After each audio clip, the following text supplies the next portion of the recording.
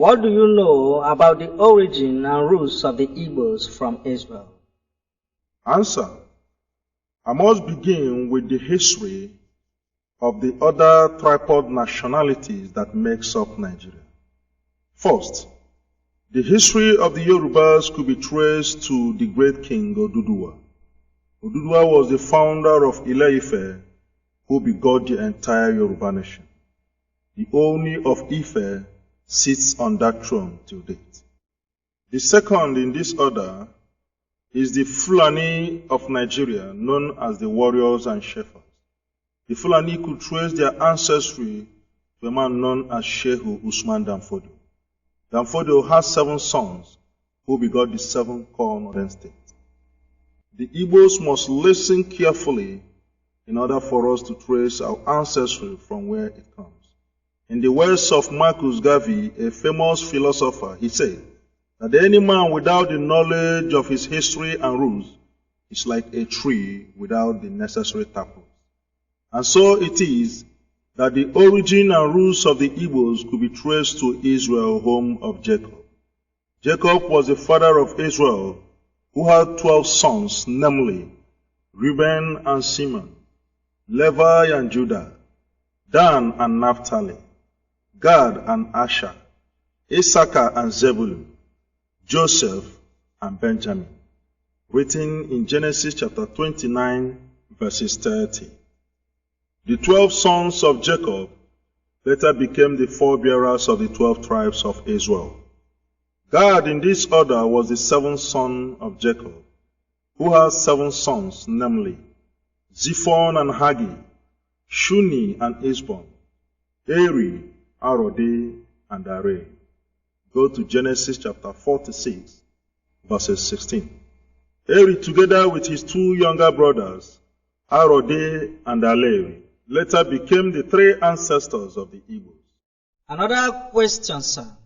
Can you explain why the 3 ancestors of the Igbos migrated to this place known as Eastern Nigeria, and in what year? Yes, I can explain.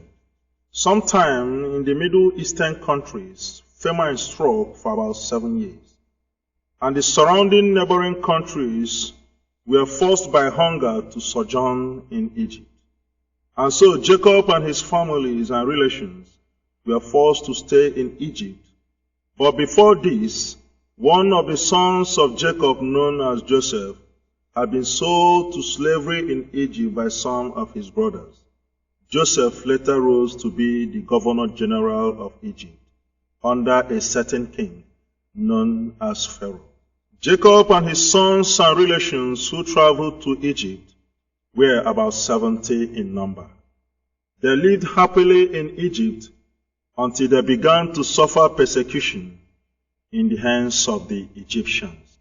Later, Eri, the 5th son of Gad, foresaw the persecution and wickedness of the Egyptians on the Israel. He decided to live in time. He thought that a time is coming when the Israelis in Egypt will be taken as slaves. And so, Eri left with his brother Arode and Aleri, together with his half-brother who later begot the sons and people known today as the Ijaw nation. A lot of people from the tribes of the Edomites also followed in this journey. The Edomites that followed Eri today later begot the present Edo people of Nigeria.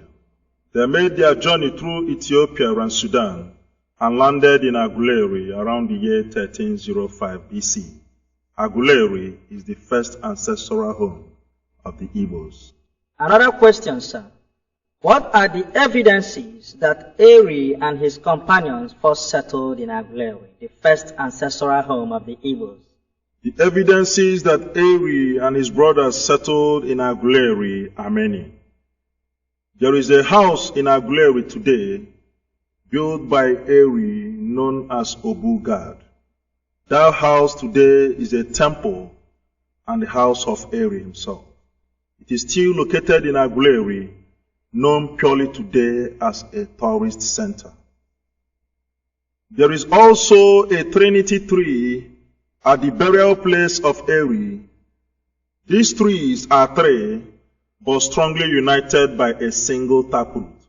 You can see them in Aguleri till date. Eri was a religious man, very strong and resourceful. He lived with his brothers so closely until they developed one culture and language identity for his descendants to come. This generation was later known today as Igbo. Later, his brother Arode and Areli dispersed to different settlements, making up the various towns of Igbo today.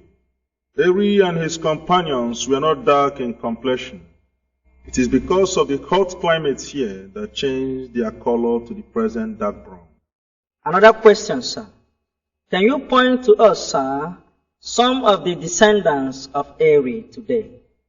Answer. Eri, the first father of the Igbos, has about 5 sons, namely Agolo.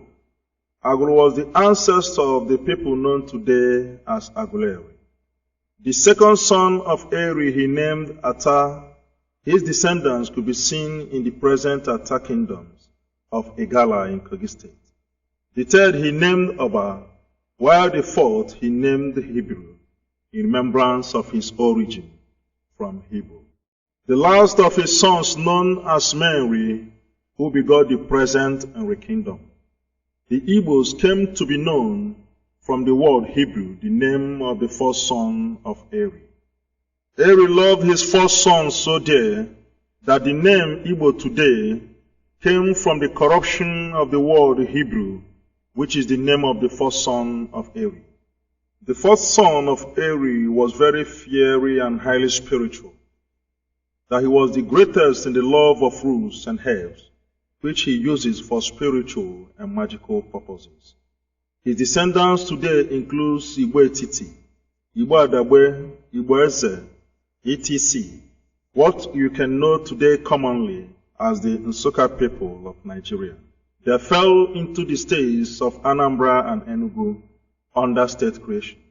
Till date, the people of Nsukka are hugely feared because of their knowledge of roots and herbs for religious and spiritual purposes.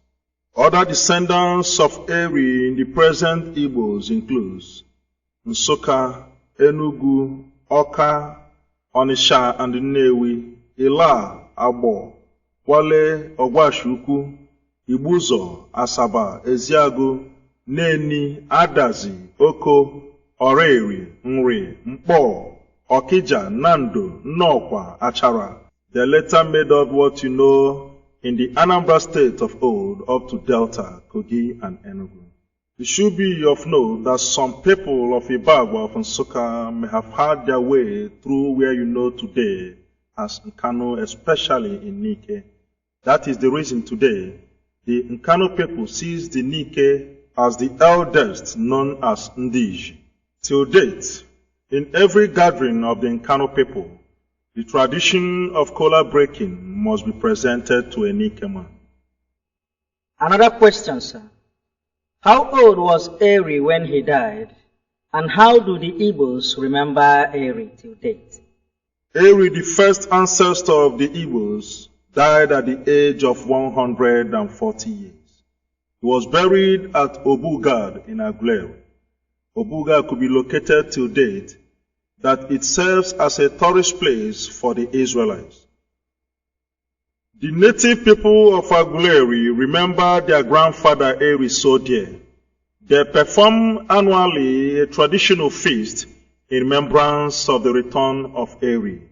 The Igbos, while describing a very long time ago, used to say Mberi or Erimbe, meaning long time ago. Aguleri is the ancient Edo kingdom, narrated in some of our Igbo folk tales of old. Another question, sir. How true is it that Eri was a man of wealth and means? Answer. Eri was wealthy and resourceful, almost like his great-grandfather Abraham. The wealthiness of Eri could be seen today in his descendants, that the Anambra people of Nigeria was home to the wealthiest citizens in Nigeria and beyond. Sir Louis Odumegwu Ojukwu was the first African to be a millionaire. Another question, sir. Can you also tell us something about Arodi, the younger brother to Eri, and where can we locate his descendants? Answer. Arodi was the immediate younger brother to Eri, as recorded in Genesis chapter 46, verses 16. Having lived together with his brothers, later dispersed to begot the present Arochukwu kingdom. Arodi was as industrious as ever and naturally blessed with the gifts of arts and craft. This could be shown in some of his descendants, the Abangwa people of Aba, that they were the first industrialized developed part of Nigeria and known till date as the Japan of Nigeria. The Arochukwu was famous for commerce and trading and hugely linked to the slave trade. His descendants include Nembe, Ngwa, Abakiliki, Ogoni, Afikpo, Aro Ekotekpene of Akwa Ibom, Aro Echie in River State, Aro Ndizogwe in Imo State. The people of Arochukwu could be seen virtually beyond Nigeria due largely to slave trade. They had their people around America and Europe, most especially places like Cuba, where you have the Ogologal or annual festival of Cuba. Another question, sir. What can you tell us about the last son of God known as Areli? Answer. Areli was the last son of God and one of the ancestors of the Igbos. Go to Genesis chapter 46, verses 16. He was known to be the wisest of all. He was a man of natural wisdom and preservation. The native tongue of his descendants is today accepted academically as the central Igbo language. The descendants of Areli includes Oweri, Umuahia, Diobu, what you know as Porakot, Okigwe, Olu, Nkwere, Mbano, Elele, Mbaise, etc. They fall within the states of Imo and Porakot. The wisdom of Areli was demonstrated and seen in one of his descendants known as Olauda Ekwano, who was a victim of slave trade to Britain. He was the first slave in history ever to buy his freedom with his money at the age of his early 20s. Olauda Ekwano hails from Ekwano in the present Umuahia. He was the founder of the first British black political movement. He fought for the liberation of the slaves everywhere around Europe, that he liberated the slaves in Britain and settled them in the present Sierra Leone. He gave them a capital known as Freetown. His other name could be known as Gustavus Vassa. Another question, sir. Who was the first man in history ever to write in his book that the Igbos were descendants of Israel? Answer. The first man in history ever to write that the Igbos are descendants of Israel, his name is known as Olauda Ekwano, otherwise known as Gustavus Vassa. He was a slave in Britain who later liberated other slaves and settled them in Sierra Leone. He founded the capital known as Freetown. Olauda wrote about his slave experiences in his book and autobiography known as The Interesting Narratives of Olauda Ekwano, written around 1789. He traced his origin to Ekwano somewhere in Africa. The said Ekwano is located in Umuahia till date.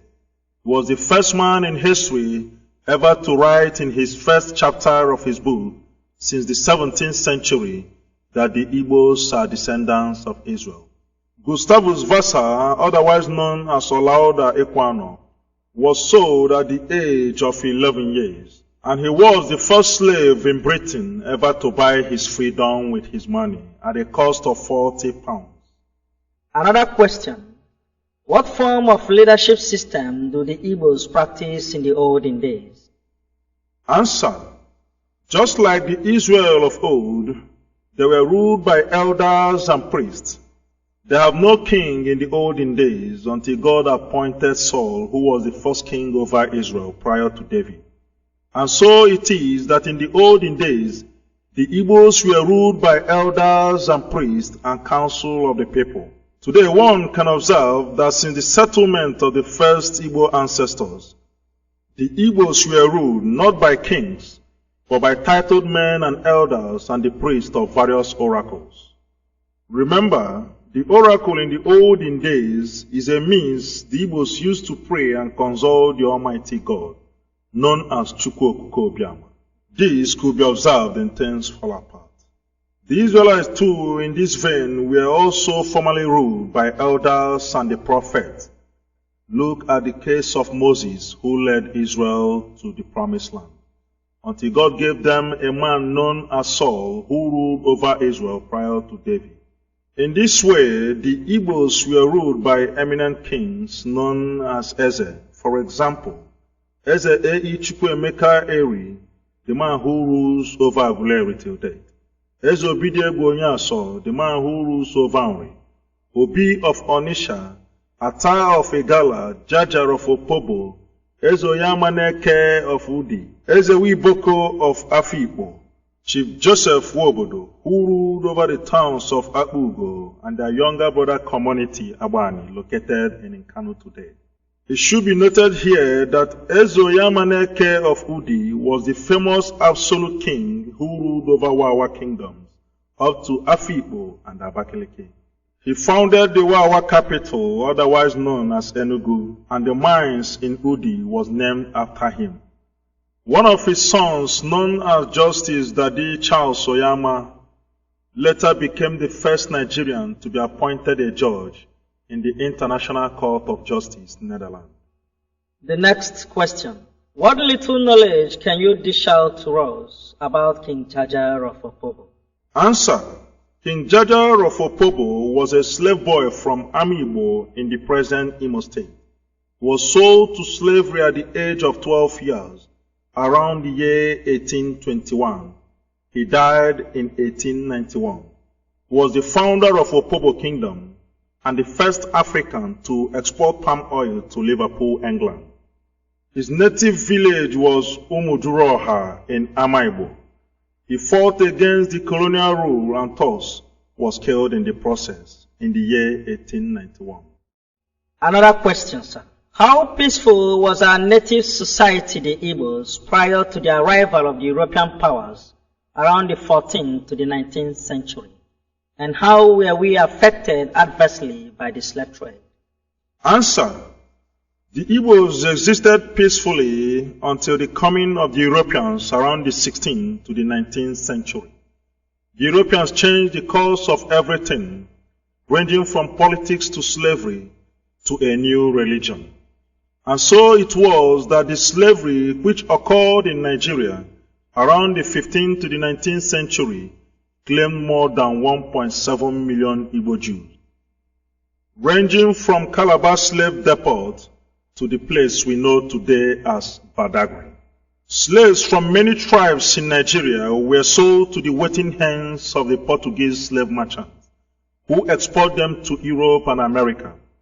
An unsuspecting innocent victim was taken forcefully against his will and shipped to either Calabar or Badagry, the land of no return, wherein the journey begins heading to western destinations. The slaves of Igbo origin were the hottest in demand anywhere in Nigeria, especially Calabar and Badagry, that the Europeans have to ascertain the nativity of his would-be victim with a question to the local merchants, Oyibo, Oyibo, meaning, is he, she, a slave of Igbo origin? They quickly pay in high price for the Igbo slaves, and in this way, the traders came to be referring to the white men as Oyibo people, because of that very question at Badagry and Calabar slave depot. All over Africa, the white men came to be known today as Oyibo, while the Igbos called them Ndi Oyibo. Another question, sir. Can you point to one or two families or nations in the world where the Igbos were sold as slaves? Answer. The Igbos were virtually sold to all the nations of Europe and America as slaves because of their brilliance and strength. This high crave and demand for slaves of Igbo origin might have been how the grandfathers of Martin Luther Jr. Michael Jackson and Winfrey Oprah were sold to America as slaves. Also, the people of Haiti, home to Wyclef Jean, could also trace their roots through the slave trade to the Igbo extraction. They had the same culture and tradition with the Igbos that they attend to their visitors first with kola nut and prayers, just like the Igbos do till date. The woman you know in America as Oprah Winfrey is the richest black woman on earth, believed to have hailed from Liberia. Remember, Liberians were made up of hugely slaves deported from America into a place known as Liberated Area, otherwise called Liberia today. The name Oprah, as pronounced by Americans today after the woman known as Winfrey Oprah, is also a name among the Igbos pronounced Opara or Opara, meaning the first son of a family. Remember, Winfrey Oprah is the world's richest black woman. There was a time in history when the slaves of Igbo origin in America gathered to drown themselves in a sea known today as Igbo Landing in America. Another question, sir. How has the coming of European powers affected Nigeria as a nation? Answer. The coming to Nigeria of the Portuguese slave masters has altered a lot of things for our dear country Nigeria. For example, Nigeria's largest city known as Lagos was formerly called as Eko, but was named Lagos in the year 1472 by Ruiz de Sequeira, a Portuguese slave merchant. Lagos is also the name of the oldest slave city in the world, known as Lagos City of Portugal, which have existed more than 2,000 years. Our own Lagos was adopted by the British colonial government in the year 1914 as our capital city, marking the amalgamation of Nigeria. Lagos, otherwise known as Center of Excellence, has since existed as the capital of Nigeria until 1991, when our loving and able President, General Ibrahim Badamasi Babangida, moved the capital from Lagos to Abuja. The colonial powers ushered in a new government with all intent and purposes to exploit Africa. Remember, the Europeans divided Africans among themselves in the Berlin Conference of 1885. In this conference, West Africa as a whole was handed over and given to Britain as our own share and property in the world. Our dear country Nigeria falls under this piece of cake for British exploit till date. This attitude gave birth to what you know as colonialization. Another question. Who was the lady that gave the name Nigeria, and what did she have in mind when she pronounced Nigeria to his boyfriend, Lord Lugard? Answer. The name Nigeria was believed to have been named to her by the girlfriend of Lord Lugard, known as Flora Shaw. The Nigerian people till date erroneously holds the belief that the name was gotten from the Niger River, but it is false. Actually, nigger as a word was used by Flora Shaw upon her visit to Lord Lugard, the Governor General of Nigeria. I must bring to you that nigger is an European way of showing disgust or ridicule to blacks, which to them could otherwise mean monkey or blacks. And so it was that around 1960 to 1963, our eminent fathers, such as Dr. Nnamdi Azikiwe, Obafemi Awolowo, Tafa Balewa, and a host of others, stood their ground and fought for the independence of our dear country, Nigeria. Again, sir, as a historian, how do you think Nigeria's independence then affected the Igbo people, otherwise known as Jews? Answer. The independence of Nigeria, which was later followed by a lot of crises, had affected the Igbos adversely. There was crisis between the political and military ranks.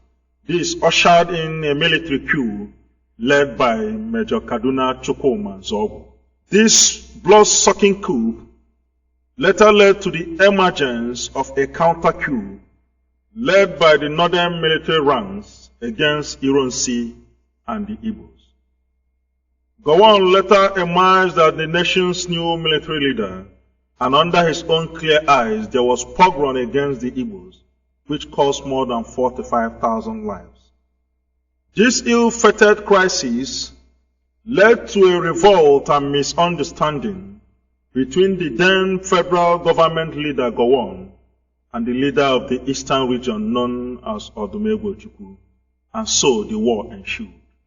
The Nigerian Civil War, otherwise known as the Biafran War, led to the loss of life of the Igbos in a number of 2, if not 3 million Igbos, mostly women and children who died from starvation and hunger. I must say that the defeat of the Biafrans is an European way of total defeat against the Africans. This could be seen in the publication of a British journalist by name Richard West, who once said, after looking at the Biafran spirit of the war, that the defeat of the Biafrans is inevitably the defeat to the Africans' independence by the Europeans. Another question. What do you know about the origin of the name Biafra? Answer. The name Biafra was traced to a Portuguese early explorer who had come around the rivers of Ogoni known as Bight of Biafra. His name is Joao de Biafra. The word Biafra was first pronounced by Chief Frank Opubo. He hails from Ijo. Odumegwu Ojukwu later adopted that name after his new nation between 1967 to 1970. Going back to Israel again, sir, what can you say about the life of the Igbos and the Jews? Answer. The Jews, otherwise known as Israel, have a lot of things in common with the Igbos. Till date, the name Ada is a name among the women of Israel. It is also a name among the Igbo people till date. Ada is recorded in Genesis chapter 4, verses 19 to 20. The Igbos pronounce Yahweh in every Igbo gathering, especially of elders. Yahweh is pronounced Yah for short. Remember, Yahweh is the name to Jewish God who led the Israel out of Egypt to the promised land. Other examples, if I may say, is the discovery of the star symbol of David by archaeologists in the town of Ibuku. Of course, you know that the star symbol represents Israel. That discovery in Ibuku was later used by the government of Britain upon our penny coins used in 1952. You can also see the royal star symbol of David embedded in every object owned by the Israel, such as the Mercedes-Benz car, which was originally manufactured in Western Germany. Till date, the symbol of the star symbol of David is enclosed in every face of the Mercedes. The Igbos and the Jews have the same culture of carrying home their dead ones, recorded in Genesis chapter 49, verses 29 to 50, even in our Exodus chapter 13. For a careful look about the understanding of the nation of Israel to the Igbos could be seen in one of the publications of a leading newspaper in Israel called Haaretz Magazine, when on 12th October 2005, it declared that the Igbos are Israel through God. An Israeli ambassador to Nigeria has confirmed this. His name, known as Noah Kaz, he said that I am sure the Igbos are descendants of Jews. This report could be seen in our Daily Sun newspaper of March 28, 2004. The early missionaries are aware that the Igbos are descendants of Israel, but they were under strict warning to keep the secret by their leaders from Europe, for fear of losing the Igbos to Judaism, the religion of their forefathers Israel. The second to the last question, sir. As an oracle of history, sir, can you remember the native currency used by the ancient Igbos of old for commerce and trade, and what history can you attach to it? Yes, I can remember. The native money used by the Igbos of old was known as Ego Ayoro, or what you can know as cowries. Cowries, otherwise known as Ego Ayoro, was gotten in quantity in a community known as Okpogo. Okpogo is a community located in the present Eziagu. Later, all over Igbos, cowries known as Egayoro later came to be known as Okpogo till date, after Okpogo community in Eziagu. The last question, sir. Do you think that apart from the slavery of Africans to Europe, that there are no such thing as slavery today? Answer. Apart from the slavery of Africans to Europe of old, I also think that today slavery has just begun. What we have today is official and political slavery within the continent of Africa. All over Africa, if I may say, there is official and political corruption. This could be seen among our leaders. In our own case, the Nigerians, we see the failure of every system, ranging from our educational system to the failure or inadequacy of power. Even our hospitals, a lot of things to be mentioned. Only the privileged few in Nigeria are rich because they soiled their hands in the wealth of many. Sanusi Lamido Sanusi, the governor of Nigeria's Apex Bank, once said that Nigeria loses more than 25% of her annual budget as the cost of the running of our legislative chambers. What then is left for the poor? There is monumental and heavy looting of the resources of the people, ranging from the local government system up to the federal. The poor are only left to perish and languish. And this has given cause to what you know today as violence and robbery. The failure of Nigerian government to recognize the importance of education in northern Nigeria may have given rise to terrorism of our youth, what you know today as Boko Haram. Why not give us a better education instead of going to Ghana for our universities, even in Europe? Why not give us electricity so that we can develop our industries? Why not give us healthcare system so that our people will stop? Why not give us agriculture and infrastructure so that there will be a better life for our people? Unless the government of Nigeria wakes up to its true meaning and leadership.